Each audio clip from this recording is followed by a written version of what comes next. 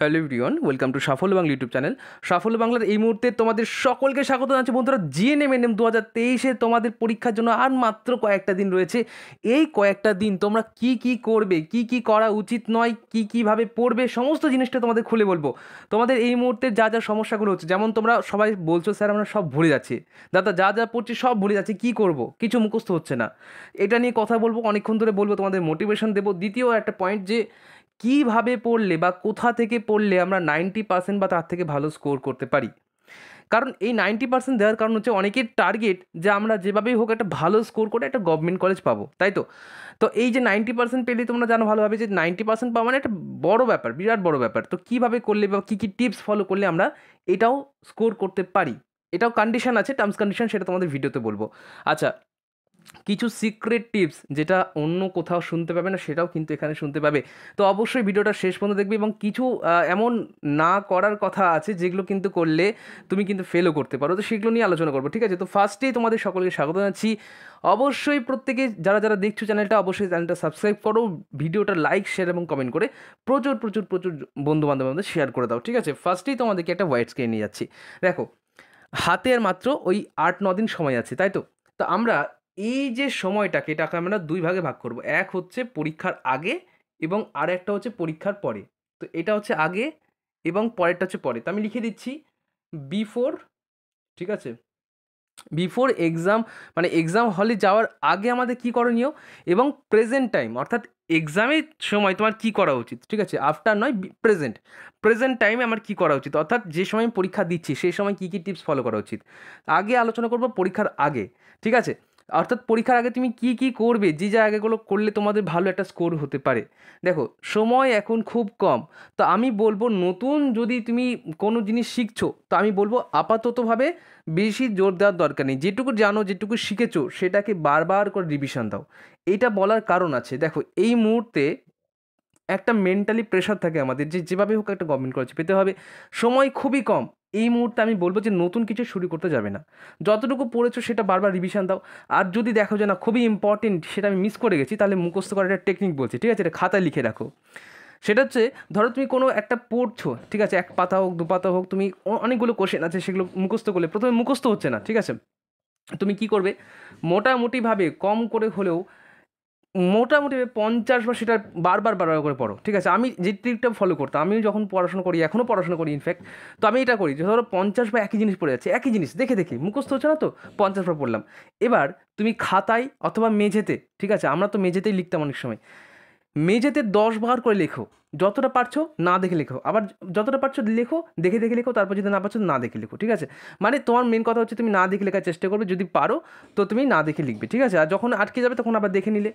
এইটা করলে তোমার কিন্তু মুখস্থ হবে, এইটুকু আমি গ্যারান্টিতে বলতে পারি, ঠিক আছে। 90% বলছি, এইটাভাবেই তোমার মুখস্থ হয়ে যাবে। এছাড়াও একটা ইমাজিনেশন পাওয়ার আছে, যে ধরো তুমি সাবকনসিয়াস মাইন্ডে যেটা তোমার মনে হচ্ছে যে এটা উত্তর এটা হবে, কিছুটা খেলা খেলতে হবে, ঠিক আছে। পরীক্ষার সময় এমন কিছু জায়গা আছে যেখান থেকে তোমার কিন্তু যা পড়েছো তার থেকে বেশি তোমার মনকে কাজে লাগাতে হবে, যে তোমার মন কি বলছে, এই প্রশ্নের উত্তর কী হতে পারে। তুমি যতটা পারবে একদম শিওর, সেটা তো ঠিকই আছে, যেটা তুমি পারবে না সেটা তোমার সাবকনসিয়াস মাইন্ড কাজে লাগাবে, ঠিক আছে। তো সেটা আমি পরে আলোচনা করব। তো আপাতত বললাম, একটা পয়েন্ট বললাম, যে যেগুলো ডিফিকাল্ট বা যেখানে তোমার মনে হচ্ছে যে আমি পারবো না, সেটাকে অ্যাভয়েড করো, কারণ সময় খুব কম। এখন যদি তুমি কঠিনে পেছন ছুটতে যাও না, তাহলে যা যা পড়েছো, আমি কথা বলছি, ধরো তুমি 90% পড়ে নিয়েছো, 10% তোমার বাকি আছে। এই 10%-এর পিছনে যদি তুমি ছুটতে যাও, তাহলে 90% তোমার হারিয়ে যাবে। তা এরকম একটা ট্রিক আমরা জানি, কি আমরা এরকম একটা বাস্তব একটা উদাহরণ দিই। একজন মানে আছে, একটা গ্যাং আছে, ঠিক আছে। তো ওই একটা ভিডিও দেখছিলাম, এরকম একটা গ্যাং কী করলো, একজন ওই গ্যাং থেকে বেরোলো, দিয়ে একটা লোক সে গাড়ি চালাচ্ছিল, ওর কাছ থেকে সঙ্গে সঙ্গে মানি ব্যাগটা কেড়ে নিয়ে পালিয়ে গেল, ঠিক আছে। এবার ওই লোকটা কী করলো, গাড়ি টাড়ি রেখে দিয়ে, গাড়ির চাবি টাবি সব দেওয়া আছে গাড়ির মধ্যে, ঠিক আছে। ও কী করলো, ওই চোরটা পিছনে ছুটতে গেল, যে মানি ব্যাগটা নিয়ে গেছে, ওকে ধরতে যাব। এবার আর একটা গ্যাংয়ের থেকে আর একটা দল গিয়ে কী করলো, একজন গিয়ে গাড়িটা নিয়ে চলে আসলো। তাহলে কী হলো, বোকা হয়ে গেল না, মানি ব্যাগটাও তো নিয়ে পালালো, এইদিকে এই যখন এই গাড়িটা ছেড়ে সে আবার গেল মানি ব্যাগটা ধরতে, তখন সে তার কিন্তু গাড়িটা চলে গেল। তাহলে মেন এখানে মানে মেন যে জিনিসটা সেটা কি, যে আমি একদম 10% ছুটবো না, আমি 90% যেটুকু পড়েছি সেটাকে আমাকে ভালোভাবে রপ্ত করতে হবে, যেন আমার এখানে কোনো রকম কোনো ভুল নয়। বুঝতে পেরেছো কী বলতে চাইছি? তাহলে এই পয়েন্টটা সব থেকে ইম্পর্টেন্ট পরীক্ষার আগে, যে আমাকে বেশি নতুনের পিছনে বেশি জোর দেবো না, যতটা পড়েছি ওইটুকুই থাক। এবার বারবার রিভিশন দাও, যেন ওখান থেকে আমি যদি কোশ্চেন আসে আমি যেন একটা না ছাড়ি। এটা একটা তোমাদের ভালো টিপস বললাম। দ্বিতীয় একটা টিপস তোমাদেরকে এই জিনিসটা আমি বলে রাখি, অনেক স্টুডেন্ট বলছো স্যার কাট অফ কত, কাট অফ কেন আমি বলছি না। দেখো আমি চাইলে তো বলতে পারি কাট অফ কত পেলে তুমি গভর্নমেন্ট কলেজ পাবে। আমি তোমাদেরকে একটা টার্গেট স্কোর বলেছিলাম, মনে আছে? যখন তোমাদের ফর্ম ফিল আপ হয় তখনই বলেছিলাম যে টার্গেট স্কোর এবং সেফ স্কোর বা কাট অফ স্কোরের মধ্যে অনেক পার্থক্য আছে। টার্গেট স্কোরের মানে হচ্ছে যে তোমাকে মোটামুটিভাবে ওইটা টার্গেট রাখতে হবে যে আমাকে ওই স্কোরটা পেতে হবে। এখন যদি তোমাদেরকে কাট অফ স্কোর আমি বলে দিই না, ধরো আমি তোমায় কথা বললাম যে 115-র মধ্যে তুমি 60 পেলে পাস হয়ে যাবে, ঠিক আছে? আমি কথা বলছি, ঠিক আছে? এটা ধরে নাও, এটা আমি কিন্তু মুখে বলছি না। এবার অনেকে আছে স্যার বলেছিলেন তো, এটা আমি মুখে বলছি, জাস্ট ধরে নাও, ইমেজ করো, ঠিক আছে? ধরে নাও, ঠিক আছে? ধরো আমি কথা বললাম যে 60 পেলে তুমি পাস করে যাবে। এবার দেখা গেল পরীক্ষার হলে যখন গেলে দেখলে পরীক্ষাটা এত সোজা এসেছে যে তুমি কি করলে 60+ তুমি এমনি করে নিলে, ঠিক আছে? ধরো আমি কথা বলছি যে পরীক্ষাটা এত সোজা যে তুমি ভাবলে 60 পেলে তো আমি পাস করে যাবো, 60টা করে দিয়ে চলে আসলাম। এবার দেখা গেল সবাই যে অন অ্যান অ্যাভারেজ যদি ধরা যায় তাহলে 115-র মধ্যেও দেখালো ম্যাক্সিমামই সব 80-90টা করে স্কোর মানে উত্তর দিয়ে এসছে। আর তুমি বোকা হয়ে গেলে যে আমি জানি কাট অফ তো ক্লিয়ার করে নিচ্ছি, আর দরকার নেই। তো এখানে আমার বলার বক্তব্য হচ্ছে যে কাট অফ, এই সমস্ত সেফ স্কোর, এগুলো এখন জানার দরকার নেই। যখন সময় আসবে তখন তোমাদেরকে ভিডিওতে বলা হবে। আরও একটা পয়েন্ট বলি যে কাট অফ কেন বলছি না, কারণ আছে। দেখা গেল এটার সায়েন্টিফিক একটা কজ তোমাদের বলছি। দেখো আমি হয়তো তোমাদেরকে আমার ভিউজ পাওয়ার জন্য তোমাদের বলে দিলাম, আমি চাইলে বলতে পারি আমার ভিউজ বাড়বে প্রচুর, কিন্তু আমি চাই না যে এই মুহূর্তে তোমাদের একটা কোনো ক্ষতি হোক। দেখো আমি হয়তো বলে দিলাম তোমাদের কথা যে তুমি 60 না পেলে পাস করবে না, কথা বললাম, ঠিক আছে? 115-র মধ্যে 60 না পেলে তুমি পাস করবে না, আমি ধরো বলে দিলাম। এবার দেখা গেল পরীক্ষা এতটা কঠিন হলো, আমি একটা তোমাদের মানে সিচুয়েশনটা বলছি। দেখালো পরীক্ষা এত কঠিন হলো যে সমস্ত স্টুডেন্টরাই খুব বেশি, যারা ভালো স্টুডেন্ট তারা হয়তো খুব বেশি হলে 40-50 এরকম স্কোর করছে।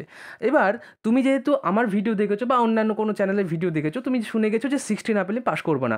তো তখন তোমার মাইন্ডে কী কাজ করবে যে আমি তো মাত্র 40টা করলাম আর 60 না পেলে তো আমি এমনি পাস করবো না, তাহলে চলো সব আন্দাজে মেরে দিই। এবার তুমি কী করলে অপশানগুলো যা যা পারছো না, তুমি জানো না, সেগুলো তুমি আন্দাজে মেরে চলে আসলে।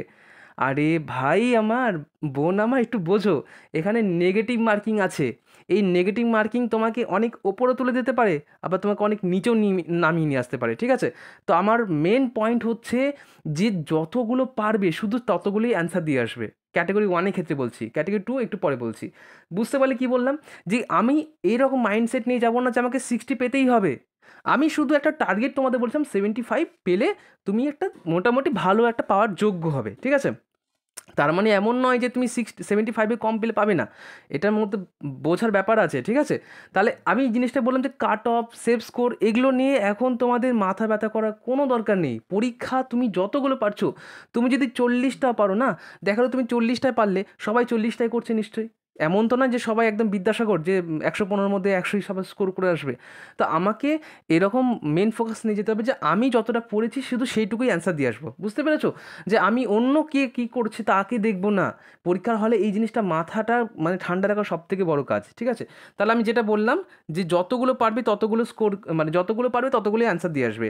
এটা গেল আমার সেকেন্ড পয়েন্ট। তাহলে এই জিনিসগুলো এখন থেকে মাইন্ড সেট করে নিয়ে যাও, ঠিক আছে? আর একটা জিনিস, টাইম ম্যানেজমেন্ট, এইটা সবথেকে ইম্পর্টেন্ট। দেখো তাহলে 3টে জিনিস আমি তোমাদের বলে দিচ্ছি বিফোর এক্সাম, মানে এক্সামের আগে। টাইম ম্যানেজমেন্ট, আর 4 হচ্ছে মক টেস্ট। দেখো আমি 4টে নিয়ে কথা বলতে, ফার্স্টে টাইম ম্যানেজমেন্ট নিয়ে বলি। টাইম ম্যানেজমেন্ট সব থেকে ইম্পর্টেন্ট। কেন? দেখো গেলো আমি একটা কোশ্চেন নিয়ে আলোচনা করছি বা সেটা নিয়ে আমি করছি, ধরো গেলো যে আমি ম্যাথে খুব ভালো বা ধরো রিজনিংয়ে খুব ভালো। রিজনিং কথা বাদ দাও, রিজনিং তো খুব সহজ আসে। ম্যাথ নিয়ে কথা বলছি বা ইংলিশ নিয়ে কথা বলছি। দেখো এমন কিছু কোশ্চেন আছে না যেগুলো আমি জানি কিন্তু সেই মুহূর্তে মনে পড়ছে না, আমি যদি সেটা নিয়ে বসে থাকি না, তাহলে তুমি পৃথিবীর সবথেকে বড় বোকা হবে। দেখা গেলো তুমি একটা কোশ্চেন তুমি পড়েছো, আগের দিনে হয়তো পড়েছো, কিন্তু তোমার মনে পড়ছে না, তুমি সেই কোশ্চেনটা নিয়েই বসে থাকলে 10-15 মিনিট কাটিয়ে দিলে সেই একটা প্রশ্ন নিয়ে। তাহলে তুমি লিখে রাখো যে তোমার কিন্তু সিলেকশন হওয়া একটু মুশকিল আছে। কেন কি, তুমি একটা প্রশ্নের পিছনে যদি 10 মিনিট 15 মিনিট দিয়ে দাও, তাহলে বাকি সময়, এই যে বাকি কত মিনিট সময় থাকলো, 90 মিনিটের মধ্যে তুমি 15 মিনিটই দিয়ে দিলে, ঠিক আছে, 10 মিনিটই দিয়ে দিলে, তাহলে বাকি থাকলো 80 মিনিট। এই 80 মিনিট তুমি কী করে বাকিগুলো শর্ট আউট করবে? তোমাকে তো অনেক সমস্যা লেগে যাবে না? তখন দেখবে, আমি ওই জন্য বলছি যে যে সময় তুমি দেখবে কোশ্চেনটা পারছো না, সেটা স্কিপ করে যাবে।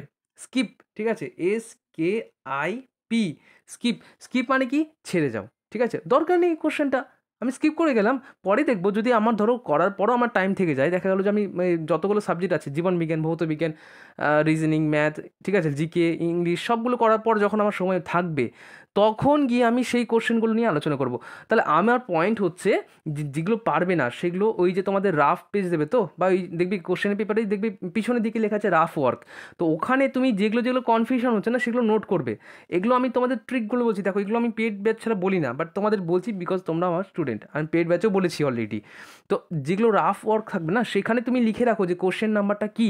ধরো আমি কথা বলছি যে আমি 4 নম্বর কোশ্চেনটা, আমি মনে হচ্ছে যে অপশন নাম্বার বি হতে পারে, তো আমি পরে আমি এটা অ্যান্সার দেবো, ঠিক আছে, এখনই যদি ওটা নিয়ে ভাবতে শুরু করে দিই তাহলে হবে না। তো ফার্স্টে আমি কী করবো না, যেগুলো যেগুলো পারছি একদম কনফিডেন্টের সাথে, একদম 100% জানি যে এটা উত্তর এটা হবে, সেটা তুমি খাতায় লিখে নাও, মানে ওই মেন যে ওয়েমার শিট সেখানে ফিল আপ করে নেবে।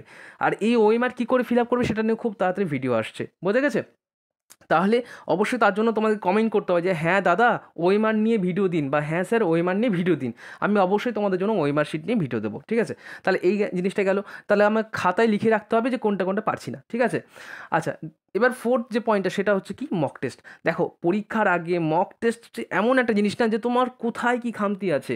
তুমি জীবন বিজ্ঞানে কি সব থেকে ভালো, তুমি ভৌত বিজ্ঞানে ভালো, নাকি তুমি ইংলিশে ভালো পাচ্ছ, না ম্যাথে ভয় পাচ্ছ, কোনটা তোমার ভালো জায়গা, কোনটা তোমার উইকনেস, সেটা তোমাকে জানা জরুরি। এই জন্য তোমাদেরকে বারবার বলছি মক টেস্ট দাও, ঠিক আছে। আমাদের নিজেদের মক টেস্ট প্ল্যাটফর্ম রয়েছে, তোমরা গুগল ফর্মে কিন্তু মক টেস্ট দিতে পারবে। এর জন্য দেখো, তোমার আমাকে জাস্ট একটু হোয়াটসঅ্যাপ করবে 9609122622, ঠিক আছে। এই সুযোগ পাবে না বারবার, পরীক্ষা একবার হয়ে গেলে না, তোমার কাছে টাকা পয়সা যদি ফ্যাক্টর হয়ে থাকে, আমি বলছি একটা জিনিস, টাকা পয়সা সারা জীবন থাকবে, কিন্তু পরীক্ষাটা একবার হয়ে গেলে আবার নেক্সট ইয়ার পরীক্ষা। একটু ভুলের জন্য, একটু জাস্ট তোমার, একটু যদি তুমি সচেতন হতে, তাহলে হয়তো তোমার জিনিসটা হয়ে যেত। তাহলে আমি বলতে চাইছি যে মক টেস্ট দিয়ে নাই, জরুরি হলো না যে এখান থেকে কোশ্চেন আসবে, কিন্তু তুমি তোমার যে উইকনেস সেটা জানতে পারবে, যে আমি জীবন বিজ্ঞানে এখন আমার খামতি রয়েছে, ঠিক আছে, এইটা তুমি জানতে পারবে। তোমার ভৌত বিজ্ঞানে এখনও খামতি রয়েছে, সেটা তুমি এখন জানতে পারবে। তো মক টেস্ট দেওয়ার জন্য আমাদের দুটো মক টেস্ট চলছে অলরেডি। একটা হচ্ছে 100 টাকার জন্য 12টা মক টেস্ট, সেটা কিন্তু অলরেডি কমপ্লিটেড, ঠিক আছে। আর একটা যেটা চলছে রিসেন্টলি, এটা তুমি এখনও দিতে পারো, চাইলে 2 দিন পরও দিতে পারো, চাইলে পরীক্ষার সময় দিতে পারো, তোমার যখন ইচ্ছা দাও, ঠিক আছে। মক টেস্ট দেওয়ার কারণ হচ্ছে তোমার ভয়টা কাটানো। আর একটা জিনিস সেটা হচ্ছে কি, 4টে মক টেস্ট, ঠিক আছে, 4টে মক টেস্ট 30 টাকায়। তো এই 4টের মধ্যে অলরেডি 2টো হয়ে গেছে, বাকি 2টো এই সানডে করেই হয়। তো এবার যেহেতু একটা সানডে আমরা কম পাবো, সেক্ষেত্রে আমাকে মাঝখানে একটা ভরে দিতে হবে। তাহলে এই জিনিসটা তোমাদের বললাম, তোমাদের যদি মনে হয় মক টেস্ট জয়েন করবে, তাহলে তোমার এই নাম্বার মানে একটা হোয়াটসঅ্যাপ করবে যে আমি জয়েন করতে চাই। নাম্বারটা কত, 9609122622, ঠিক আছে। এই সুযোগ বারবার পাবে না, তা বারবার তোমাদের বলছি। এবার তোমাদের বলি যে প্রেজেন্ট টাইম, অর্থাৎ যখন তুমি পরীক্ষা দিচ্ছ সেই সময় কী কাজে লাগবে। দেখো সে সময় আমি আমি তোমাদের প্রথমে যেটা বললাম, আমি এটা মিটিয়ে দিচ্ছি, ঠিক আছে। প্রথমে তোমাদের যেটা যেটা তুমি পারবে সেটা সেটা তুমি, আচ্ছা একটা জিনিস বলি, তোমাদের কিন্তু খাতা বা কোনো রকম কোনো পেন কিন্তু অ্যালাউ করবে না, পেন কিন্তু ওখান থেকেই দিয়ে দেওয়া হয়, ঠিক আছে। বাটল, ঠিক আছে, অনেকে বোতল ফোতল নিয়ে চলে যাও, তো বোতলও অনেক সময় অ্যালাউ করে না, অনেক স্কুলে কিন্তু বোতল অ্যালাউ করে না। তো সেই ক্ষেত্রে তুমি চাইলে ওখানে পারমিশন যদি দিয়ে দেয় তাহলে ঠিক আছে, যদি না দেয় তাহলে সেক্ষেত্রে কিন্তু নিতে পারবে না। তাহলে মেন বিষয় হচ্ছে পেন আমাকে ওখান থেকে দিয়ে দেবে, পেন কিন্তু নিয়ে যাবো না। আর একটা জিনিস, অ্যাডমিট কার্ড যখন দেবে 17 তারিখ তোমাদের অ্যাডমিট কার্ড দেবে, আমি তোমাদের বলে দেবো যে সঙ্গে সঙ্গে যে অ্যাডমিট কার্ড দিয়েছে, অ্যাডমিট কার্ডটা মানে যেরকমভাবে সুন্দর করে প্রিন্ট আউট করবে, ঠিক আছে। আর বাকি যা যা কী কী নিয়ে যেতে হবে সেটাও তোমাদের বলে দেওয়া হবে, সেটা তুমি চাপ নিও না। আচ্ছা, তাহলে মেন বিষয় হচ্ছে যে পরীক্ষার সময় মাথা ঠান্ডা রেখে আমাকে প্রথমেই কোশ্চেন পেপারটা আমি এক নজর দেখে নেব, ঠিক আছে। এটা প্রেজেন্ট টাইম বলছি, যখন তুমি পরীক্ষা দিচ্ছ। তো ফার্স্টে আমি কোশ্চেন করতে লেগে যাবো না, যে 1 নম্বর কোশ্চেন দেখলাম সঙ্গে সঙ্গে উত্তর, 2 নম্বর কোশ্চেন দেখলাম সঙ্গে সঙ্গে উত্তর, দেখালো ওয়েমার শিট। আর এই যে ওয়েমার শিটটা না, একবার যদি তুমি ভুল উত্তর দাও না, তাহলে সেই ভুল উত্তরটাই ওখানে কালেক্ট হয়ে যাবে, ঠিক আছে। তো এটা ভীষণই সাংঘাতিক জিনিস ওয়েমার শিটটা। কেন বলছি, দেখালো তোমার রোল নাম্বার 1 2 3, আর তুমি ভুলবশত 1 এখানে গোল করলে, 2 এর জায়গায় না দিয়ে 3 তে করে দিলে, আবার 3 এর জায়গায় 3 দিয়ে করে দিলে। তুমি ভাবছো যে এখানে একটা ভুল হলো তো কী হয়েছে, আমি পরে একটা ওএমআর শিট নিয়ে নেবো, দেবে না। তাহলে আমি ওই জন্য বলছি প্রেজেন্ট টাইমে মাথা ঠান্ডা রাখবে, যতটা সম্ভব ঠান্ডা রাখো, কুল মাইন্ডে তোমরা পরীক্ষা দাও, ঠিক আছে? কোনো রকম কোনো চাপ নেই, আরাম করে পরীক্ষা দাও। পরীক্ষা যখন হবে কোনো রকম কোনো এক্সট্রা প্রেশার দেবে না মাথাকে, যে না আমাকে পারতেই হবে, আমাকে এরকম দিতেই হবে, আমাকে অমুক প্রতিশোধের বদলা নিতে হবে, এরকম না। ঠান্ডা মাথায় যাও যে না ভাই আমি তো পারবই, শুধু এখন আমাকে ঠিকভাবে সেগুলো পুট করতে হবে, ঠিক আছে? আমি তোমাদেরকে মানে একটা ডেমো তোমাদের দেখিয়ে দেবো যে কীভাবে ওএমআর শিট ফিল আপ করতে হয়, একদম তোমাদের ভিডিও ক্যামেরা করে বুঝিয়ে দেবো, ঠিক আছে? তোমাদের যাতে কোনো রকম কোনো সমস্যা নাই, আমি সবসময় তোমাদের পাশে আছি। তাহলে এটা গেল প্রথমে যে ওএমআর শিট খুব ঠান্ডাভাবে ফিল আপ করতে হবে। আর এই জন্যই বলেছিলাম যদি তোমাদের অ্যালাউ করে, যদিও অ্যালাউ করে না, তো পেন দিয়ে তুমি কিন্তু ফার্স্টেই লিখবে না ওএমআর শিটে, যে আমি ধরো কথা বললাম যে 1 নম্বর কোশ্চেনটা আমার মনে হচ্ছে অপশন নাম্বার সি হবে, কিন্তু পরে যখন মিলাচ্ছ আরে সি তো নয়, এটা তো ডি হওয়ার কথা। তো ফার্স্টেই তুমি কিন্তু ওই পেন দিয়ে বলাতে শুরু করবে না, ফার্স্টে কোশ্চেনগুলো সব পড়বে 1 থেকে 100 পর্যন্ত যত কোশ্চেন আছে সবগুলো পড়লে, এবার তোমার যদি মনে হচ্ছে যে না এই কোশ্চেনগুলো পারবো, একদম ফাটাফাট সেগুলো লিখে নিলে, ঠিক আছে? এবার যেগুলো বাকি থাকলো সেগুলো তুমি পরেই পুট করবে, তুমি একটু একটু করে সময় নাও, ঠিক আছে? বিশেষ করে ম্যাথ, আমি বলবো যদি সম্ভব হয় ম্যাথ এই জায়গাটা বলছি, একবার ক্রস চেক করে নেবে যে কোশ্চেনটা ঠিক হয়েছে কিনা, মানে তোমার যে উত্তরটা সেটা আদৌ সেটা হবে কিনা, আরেকবার ক্রস চেক করে নিলে, ঠিক আছে? বা একবার তুমি দেখে নিলে যে ঠিক হচ্ছে কিনা, ঠিক আছে? ম্যাথের জায়গায় অনেকে ভুল হয়, বিশেষ করে ফিজিক্যাল সায়েন্স বা ওই তোমার ম্যাথের যে চ্যাপ্টারটা, ঠিক আছে? এই জায়গাটা একটু বারবার বলছি। এছাড়াও তোমাদের আরেকটা জিনিস সেটা বলার হচ্ছে, সেটা কী কারণের জন্য বললাম ফেল করবে, দেখো আমি এই ওএমআর শিট যেন ভুল না হয়, যদি ভুল হয় তুমি কিন্তু যতই ভালো মার্কস দাও না কেন, যতই ভালো পরীক্ষা দাও না কেন, তোমার কিন্তু ওটা কাউন্টই করবে না, ওখান থেকে বাদ দিয়ে দেবে, ঠিক আছে? তুমি দেখে নেবে, তোমাকে কিন্তু সেই মার্কস কাউন্ট করবে না।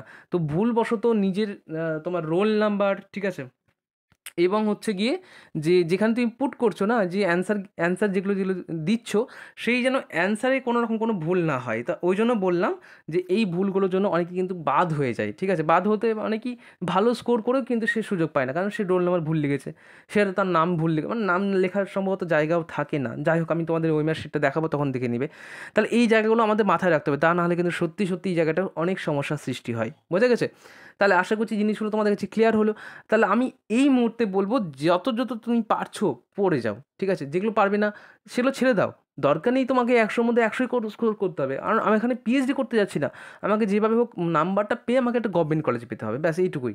তো এইটুকু মাইন্ডসেট নিয়ে চলো, 1 বছর পড়েছো, আর এই 1 দিন 2 দিনে তোমার মনে কোনো রকম কোনো খুব প্রভাব ফেলতে দেবে না যে আমাকে 90 পেতে হবে, নাহলে আমি তো সুযোগ পাবো না। এটা পুরোপুরি ভুল, 90% পাওয়া দরকারই হয় না, ঠিক আছে? অনেক কম স্কোরও হয়, কিন্তু সেটা পরের কথা। আমি এখন তোমাদের মানে চাইছি না যে তোমরা খুব উৎসাহ পেয়ে যাও, আবার এটাও চাইছি না তোমরা ডিমোটিভেট হয়ে যাও। আমি পরবর্তীকালে এগুলো নিয়ে ভিডিও দেবো, তোমাদের চিন্তার কোনো কারণ নেই, কিন্তু এই মুহূর্তে তোমরা কিন্তু তোমাদের বেস্টটা দিয়ে পড়ো, ঠিক আছে? একদম পুরো সব কিছু ভুলে যাও যে না আমাকে পারতে হবে, কে কী করলাম দেখবো না, যে ও 90 পাচ্ছে আমি 40 পাচ্ছি, এরম নয়। তুমি যতটুকু পাচ্ছ সেইটুকু দাও, ঠিক আছে? এইটুকুই বলার আছে। আর অবশ্যই প্রত্যেকে বলছি চ্যানেলটা সাবস্ক্রাইব এগুলো করো, ঠিক আছে? এগুলো না করলে দেখো আমাদের মোটিভেশন আসছে না, অবশ্যই ভিউজ দেখছি ভালো আসছে, কিন্তু ওদিকে সাবস্ক্রাইবার নেই সেরকম, ঠিক আছে? তো আমাকেও তো মানে একটু সাপোর্ট করতে হবে, তাই না?